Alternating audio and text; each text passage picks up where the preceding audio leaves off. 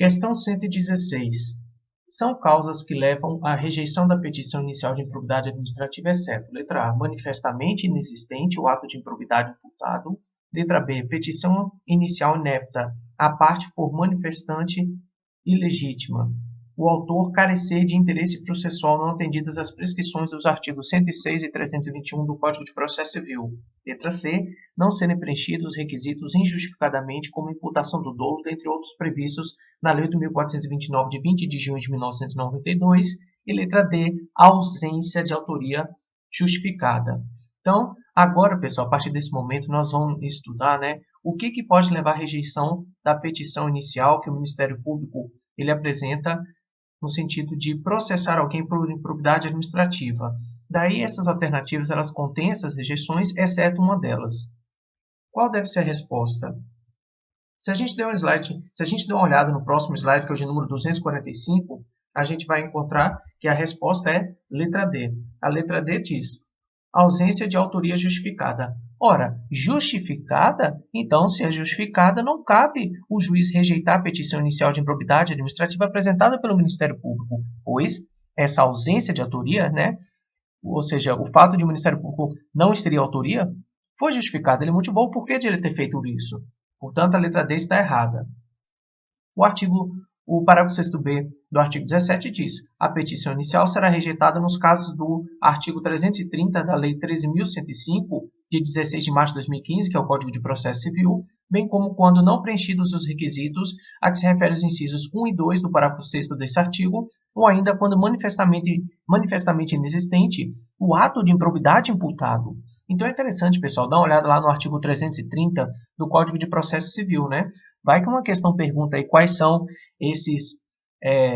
os casos, de rejeição de petição inicial. Então, voltando à nossa questão, a letra A está correta, pois ela diz manifestamente inexistente o ato de improbidade imputado. A letra B diz petição inicial inepta, a parte for manifestamente ilegítima, o autor carecer de interesse processual, não atendidas as prescrições dos artigos 106 e 321 do CPC, não serem preenchidos requisitos injustificadamente, como imputação do dolo, dentre outros imprevistos na Lei 8.84/29, e a letra D está errada porque ela diz justificada. A questão 117 diz: João e Pedro foram demandados em processo de improbidade administrativa. Ao consultarem um advogado, foram informados de que possuem 15 dias para fins de contestação à petição inicial autuada pelo juiz. Em relação a esta hipótese, analise a afirmativa a seguir. O advogado está equivocado. E aí, será que o advogado tem razão ou não? Passando para o próximo slide, a gente vai ver que sim, ele está equivocado, portanto a questão está certa.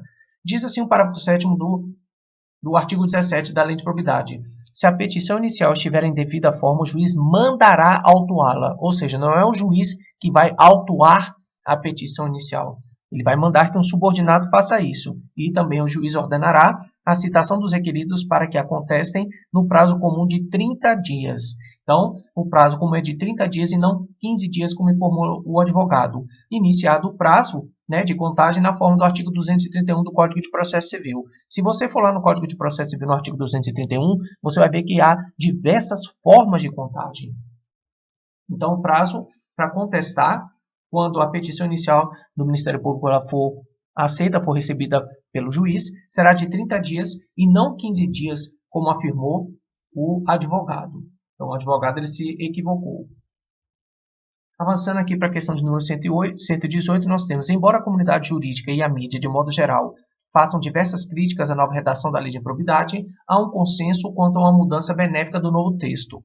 Uma única maneira de contagem para o prazo de contestação à petição inicial do Ministério Público por parte dos requeridos. Será que essa questão está certa, pessoal? Quem prestou atenção no que eu acabei de dizer vai saber muito bem que essa questão está errada. Como eu disse, se você for lá no Código de Processo Civil, você vai encontrar esse artigo 231 que a Lei de Improbidade Administrativa cita, e vai ver que há 9 formas de contagem desse prazo dos 30 dias, que os requeridos têm, os requeridos, no final das contas, é o réu, os réus, têm para poder contestar, apresentar sua contestação à petição inicial do Ministério Público. Então, essa questão está errada porque o Código de Processo Civil ele traz 9 formas. Não é uma única contagem como afirmou a questão. A questão diz, uma única maneira de contagem para o prazo de contestação à petição inicial do Ministério Público. Errado. Passando para a questão de número 119, chegamos ao seguinte enunciado. O réu de dada ação de improbidade administrativa levantou questões preliminares em sua contestação à petição inicial impetrada pelo Ministério Público. Caso o magistrado indefira as questões preliminares de plano, caberá o uso de agravo de instrumento para combater essa negativa. Pois bem, então o Ministério Público ele fez lá a apresentação da sua petição inicial e na sequência o réu ele recebeu lá seu prazo de 30 dias para poder contestar a petição inicial, ou seja, mostrar a sua versão dos fatos, né? Combater tudo aquilo que o Ministério Público disse. Só que logo na sua contestação inicial, que nada mais é do que um documento que ele vai formular, apresentando as suas razões, ele pode apresentar alguns pontos que a gente chama de questões preliminares logo de cara na sua contestação, pedindo para que o juiz, digamos assim, ele acelere, né, e ele dê um entendimento mais rápido quanto a essas questões. Ele vem ali a dirimir primeiramente essas questões preliminares e depois ele passa avançando sobre a matéria, analisando o mérito, provas, etc. Daí, digamos que o juiz ele simplesmente indefira, né, essas questões preliminares. Qual vai ser o recurso que o réu vai ter que manejar, vai ter que impetrar para poder combater essa decisão do juiz? Será que vai ser, de fato, o agravo de instrumento?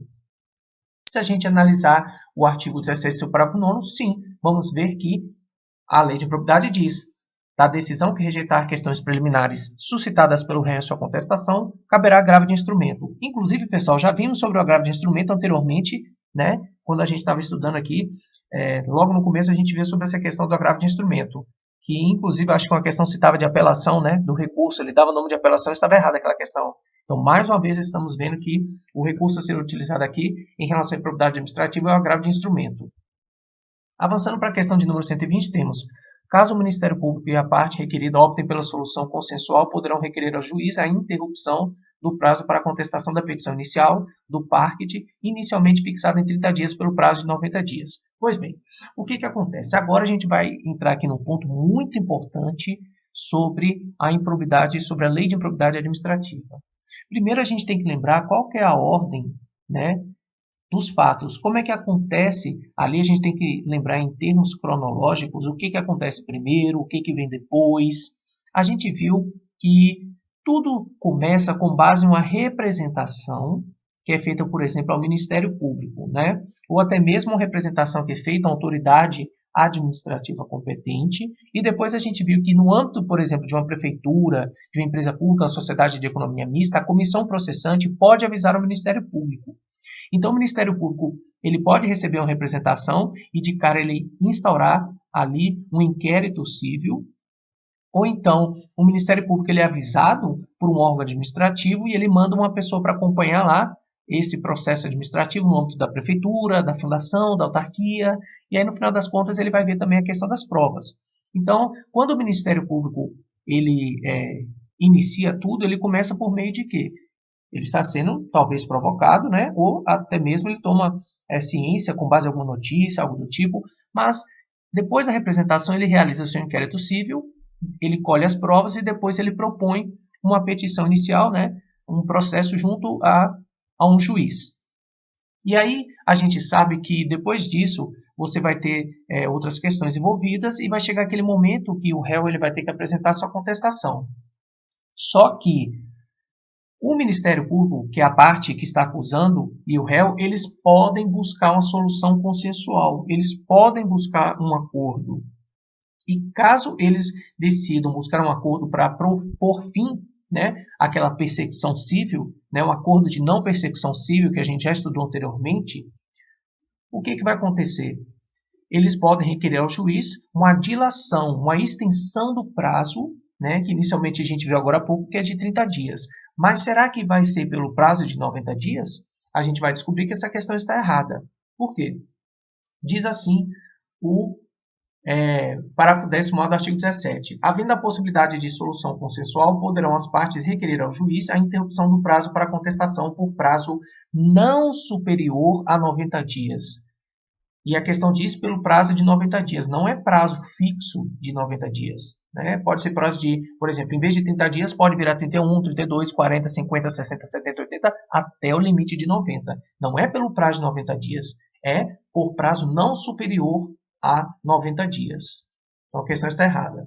Passando para a questão 121, nós temos, em relação aos trâmites do processo de improbidade administrativa, é correto afirmar que o juiz deverá ouvir o Ministério Público tão logo apresentada a contestação pela parte requerida. Será mesmo? A parte requerida do réu, ele apresenta a sua contestação e aí o juiz, na sequência, tem que ouvir o Ministério Público? Essa questão está errada, porque o parágrafo 10º do artigo 17 diz: oferecida a contestação e, se for o caso, ouvido o autor, o juiz tomará duas providências. Então veja que não é obrigatória, né, essa questão de ouvir alguém. Inclusive, a lei de improbidade administrativa diz ouvido o autor, mas é se for o caso. Então a gente tem que ficar atento a isso. Ele diz oferecida a contestação e, se for o caso, ouvido o autor, o juiz ele tomará duas medidas. Quais são elas? O inciso 1º diz: procederá ao julgamento conforme o estado do processo, observada a eventual inexistência manifesta do ato de improbidade. E o segundo inciso é: poderá desmembrar o litisconsórcio com vistas a otimizar a instrução processual. Então, se o juiz ele percebe que ali naquele processo é um caso de inexistência manifesta, ou seja, é claro, né? É claro e evidente que não há nenhuma improbidade administrativa naquele processo. Então, o juiz ele poderá proceder ao julgamento. Por outro lado, se não for esse o caso, o juiz poderá desmembrar o litisconsórcio. O que é isso? Litisconsórcio é um grupo de réus. E aí, às vezes, o Ministério Público processa 15 réus. Aí fica um pouco complicada a questão da apresentação de provas, testemunhas, né, que é a fase de instrução processual. Daí, o juiz, para facilitar, né, com vistas a otimizar essa instrução processual, ele simplesmente desmembra esse litisconsórcio.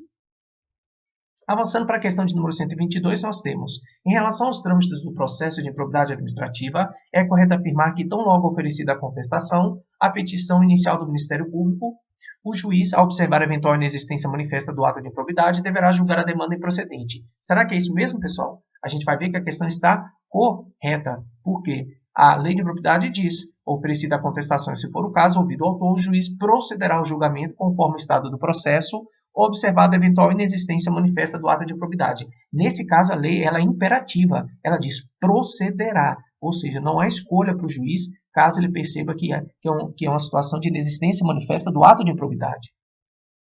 Passando para a próxima questão, 123, ela diz: em relação aos trâmites do processo de improbidade administrativa, é correto afirmar que, tão logo ingressada a petição inicial do Ministério Público contra as partes requeridas, poderá o juiz desmembrar o litisconsórcio com vistas a otimizar a instrução processual. Errada. Diz assim o inciso 2º. Mas primeiro a gente tem que ler o caput. Ele diz: oferecida a contestação, e, se for o caso ouvido o autor, o juiz poderá desmembrar o litisconsórcio com vistas a otimizar a instrução processual. Enquanto que a questão disse o seguinte: tão logo ingressada a petição inicial do Ministério Público contra as partes requeridas, poderá o juiz desmembrar o litisconsórcio com vistas a otimizar a instrução processual. Errada. Não é tão logo ingressada a petição inicial do Ministério Público. É somente após o quê? Apresentada a contestação. Aí sim poderá o juiz ele atuar nesse sentido. Então, o que a questão fez foi simplesmente negligenciar um momento certo em que o juiz deve fazer isso. Não é depois que o Ministério Público ele apresentou sua petição inicial de improbidade administrativa. É após a parte, o réu, apresentar a sua contestação aos fatos. Então, dando continuidade aqui no nosso estudo, a questão 124 diz... só voltando aqui um detalhe, pessoal. A lei de improbidade administrativa diz oferecida a contestação. A lei de improbidade administrativa, ela não diz recebida a contestação, porque o réu ele oferece a contestação e o juiz, depois de um tempo, ele a recebe. Então tem que tomar cuidado também com esse tipo de truque, né? De questões que podem puxar o tapete. Avançando então para a questão 124, nós temos: muito embora o Ministério Público seja a parte autorizada a ingressar com petição inicial de improbidade administrativa, a pessoa jurídica interessada será intimada para caso queira intervir no processo. A gente viu que anteriormente a parte interessada, né, que sofreu dano erário, por exemplo, uma autarquia, poderia, né, ingressar com ação de improbidade administrativa. Agora, isso compete ao Ministério Público. No entanto, ele está dizendo que a lei permite que a pessoa jurídica interessada ela seja intimada para caso queira, ela possa intervir no processo. A questão está certa, é o que diz o parágrafo 14 do artigo 17, que fala: sem prejuízo da criação dos réus, a pessoa jurídica interessada será intimada para caso queira intervir no processo. A questão 125 diz: a Lei de Improbidade Administrativa traz um rol de dispositivos específicos com o fito de regrar um incidente de desconsideração de pessoa jurídica no bojo de sua ação. A gente já estudou sobre a desconsideração da pessoa jurídica. É quando, por exemplo, uma empresa, né, a gente diz que a empresa ela é o quê? Nada mais é do que um véu que protege todos os bens daquela organização e também ela divide, né? Olha, isso aqui é bem da empresa, isso aqui é bem dos sócios. Só que a gente pode, né, a gente não, na melhor dizendo, o juiz, ele pode simplesmente desconsiderar este véu, né, que é a pessoa jurídica, e atacar o bem dos sócios. Mas e aí? Será que a lei de improbidade administrativa ela traz uma lista, um rol, né, de artigos, incisos, alíneas específicos para justamente regrar essa questão da desconsideração da pessoa jurídica? A questão está errada, porque diz assim o parágrafo 15º do artigo 17. Se a imputação envolver a desconsideração de pessoa jurídica, serão observadas as regras previstas nos artigos 133, 134, 135, 136 e 137 do Código de Processo Civil. Então, temos que o quê? Temos que recorrer ao Código de Processo Civil e não achar que a Lei de Probidade Administrativa diz como é que vai ser os trâmites dessa questão da desconsideração da pessoa jurídica.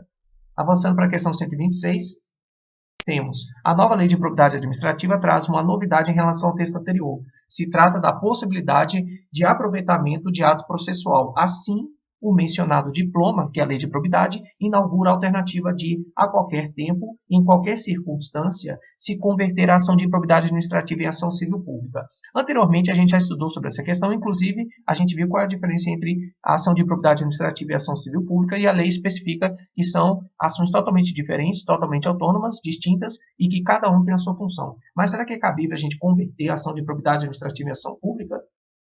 A questão está errada. Por quê? Diz assim o parágrafo 6º do artigo 17. A qualquer momento, se o magistrado identificar a existência de ilegalidades ou de irregularidades administrativas a serem sanadas, sem que estejam presentes todos os requisitos para a imposição das sanções aos agentes incluídos no polo passivo da demanda, poderá, em decisão motivada, converter a ação de improbidade administrativa em ação civil pública. Então, veja, em qualquer momento, mas há uma condição para isso. A Lei de Probidade Administrativa diz: se o magistrado identificar a existência de ilegalidades ou de irregularidades administrativas a serem sanadas sem que estejam presentes todos os requisitos para a imposição das sanções aos agentes incluídos no polo passivo da demanda. E a questão diz que o seguinte: o mencionado diploma inaugura a alternativa de, a qualquer tempo e em qualquer circunstância, se converter a ação de improbidade administrativa em ação civil pública. Errado. É a qualquer tempo, isso está correto, mas não em qualquer circunstância. Diz a lei de improbidade, se o magistrado identificar a existência e esses outros trechos que a gente acabou de citar. Portanto, a questão está errada. A questão 127 diz: em relação às regras previstas na lei de improbidade administrativa, julgue o item seguinte: caso certo magistrado, ao identificar a existência de ilegalidades ou de irregularidades administrativas a serem sanadas sem que estejam presentes todos os requisitos para a imposição das sanções aos agentes incluídos no polo passivo da demanda, decida converter o processo de improbidade administrativa em ação civil pública, é adequado o uso de apelação em caráter recursal. E agora? A gente quer simplesmente lutar, né, contra essa decisão do juiz. Qual deverá ser o recurso que a gente vai apresentar? Essa questão está errada. Mais uma vez se trata do agravo de instrumento. Diz assim o parágrafo 17º do artigo 17. Da decisão que converter a ação de improbidade em ação civil pública, caberá agravo de instrumento, e não apelação, como disse aqui a questão de número 127. Ela disse: é adequado o uso de apelação em caráter recursal. Errado. O recurso correto, o nome é agravo de instrumento. A questão 128 diz o seguinte: em relação às regras previstas na Lei de Improbidade Administrativa, julgue o item seguinte: a nova redação dada à Lei de Improbidade inovou ao possibilitar a interrogação do réu. Será mesmo, pessoal, que cabe você interrogar o réu? O Ministério Público ele entra com a petição inicial de improbidade no juiz, lá no fórum, né? Será que cabe, nesse caso, interrogar o réu? A questão está certa. Diz assim o parágrafo 18º do artigo 17. Ao réu será assegurado o direito de ser interrogado sobre os fatos de que trata a ação, e a sua recusa ou seu silêncio não implicarão confissão. Então, por mais que o réu ele venha a recusar, dizer não quero fazer, participar de nenhum interrogatório, ou então ele venha participar do interrogatório, mas fique calado no silêncio, isso daí vai implicar que ele está confessando que ele praticou improbidade administrativa? Não, é o que diz a questão. É o que diz, na verdade, o parágrafo 18º do artigo 17. Então, a questão está certa quando ela disse que, em relação às regras previstas na Lei de Probidade Administrativa, julga o item seguinte: a nova redação dada à Lei de Probidade inovou ao possibilitar a interrogação do réu.